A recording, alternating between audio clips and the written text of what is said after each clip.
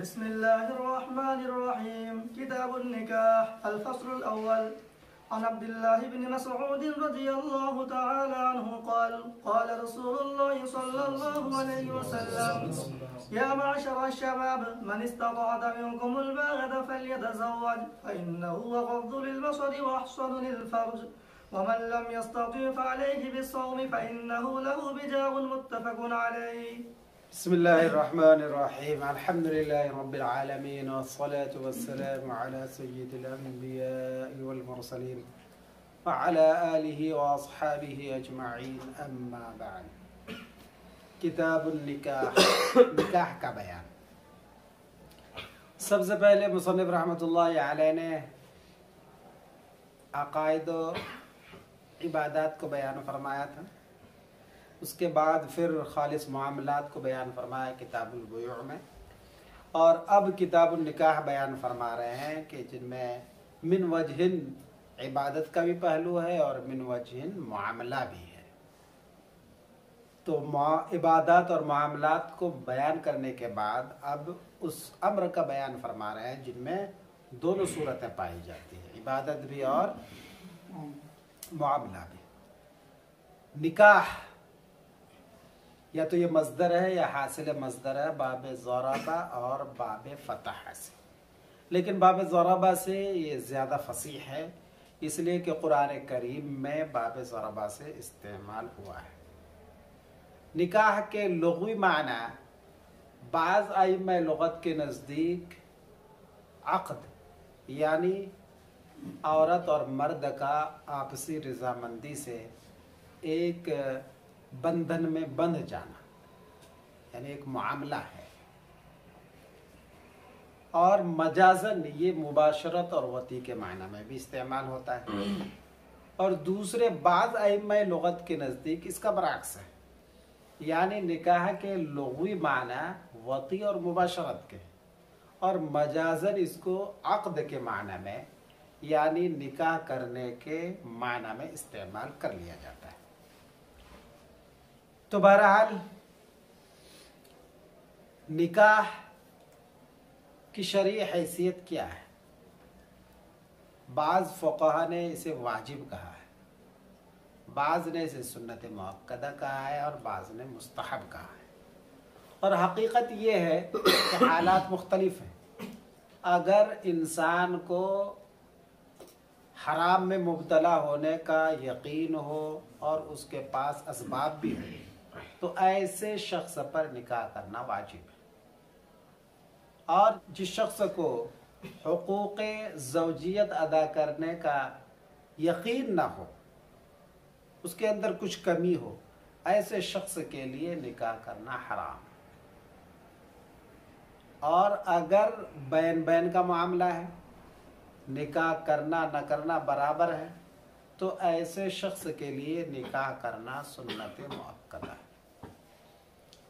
حنفیہ کے نزدیک یہ سنت مؤکدہ ہے، لہذا تخلی بالعبادہ سے افضل ہے.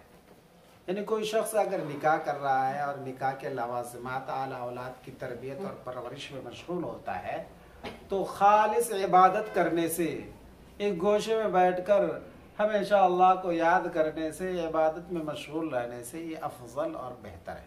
امام شافعی رحمۃ اللہ علیہ کے نزدیک تخلی بالعبادہ افضل ہے.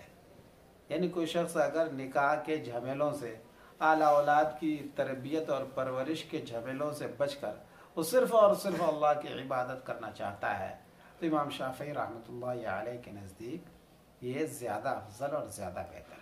لیکن امام ابو حنیفہ رحمۃ اللہ علیہ کے نزدیک ایسا نہیں ہے. امام شافعی رحمۃ اللہ علیہ استدلال کرتے ہیں حضرت یحییٰ علیہ السلام کی زندگی سے، جن کے بارے میں اللہ جل شانہ نے فرمایا سید و حصورا، کہ وہ پاک باز، سردار اور بغیر نکاح کے تھے. حضرت یحییٰ علیہ السلام نے نکاح نہیں کیا، اس وجہ سے اللہ نے ان کی تعریف فرمائی. تو تعریف کرنے کا مطلب یہ ہوا کہ نکاح تخلی بالعبادہ یہ نکاح سے افضل ہے. لیکن امام ابو حنیفہ رحمۃ اللہ علیہ کے نزدیک چونکہ نکاح افضل ہے क्योंकि दलील ये है कि तमाम अंबिया किराम अलैहिमुस्सलातु वस्सलाम ने निकाह किया। तो जिस अम्र को तमाम अंबिया ने अंजाम दिया है, अंबिया की सुन्नत करार दिया गया है, जाहिर सी बात है वो अफजल होगा उस अम्र से कि जिसको सिर्फ एक नबी ने किया है।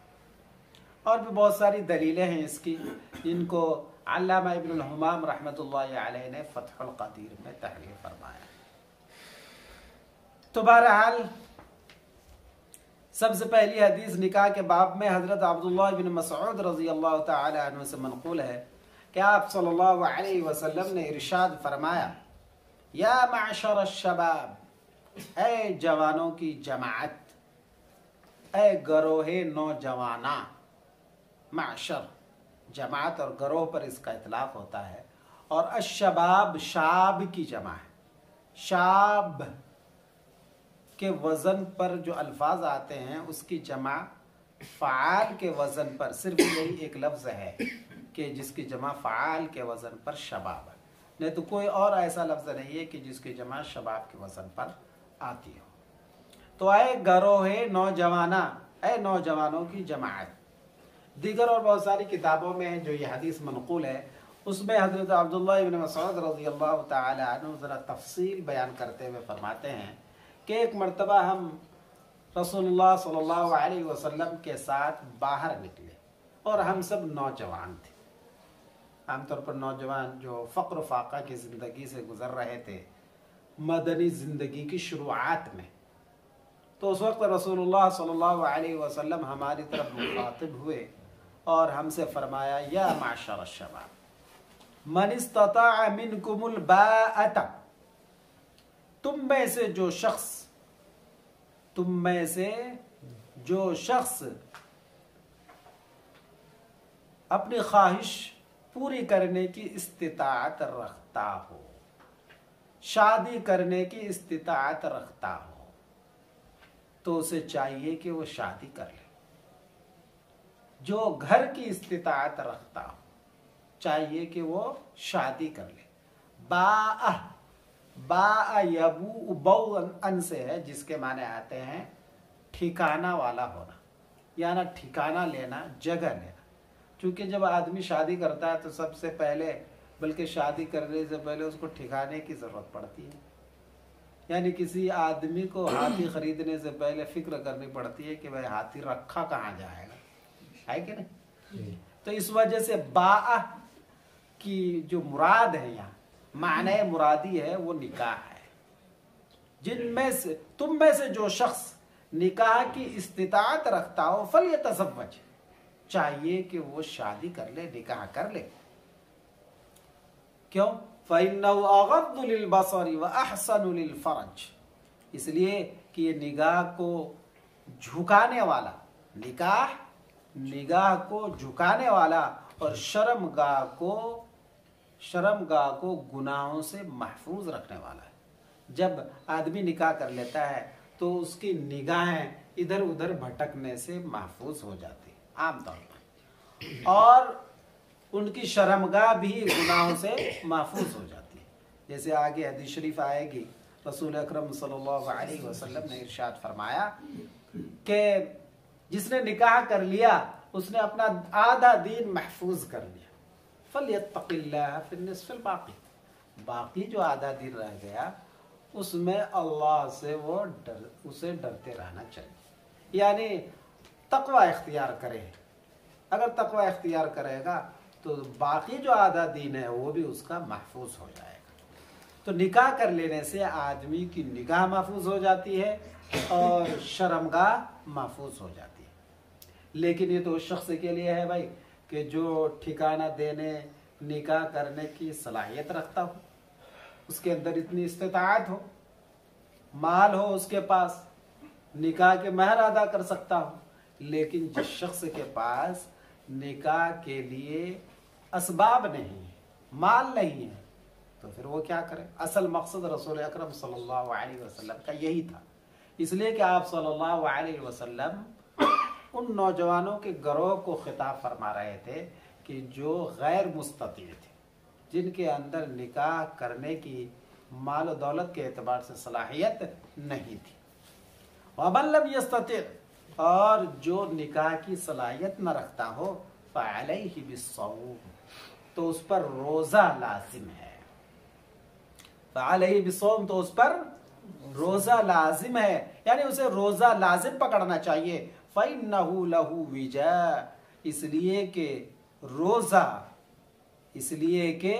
रोजा शहवत के लिए, गुनाहों के इरादों के लिए मुकस्सिर है, तोड़ने वाला है। रोजा शहवत को तोड़ने वाला, शहवत को कम करने वाला है। इसलिए कि इंसान के अंदर जो ख्वाहिशात नफसानी पैदा होती है वो पेट भरने से पैदा होती है।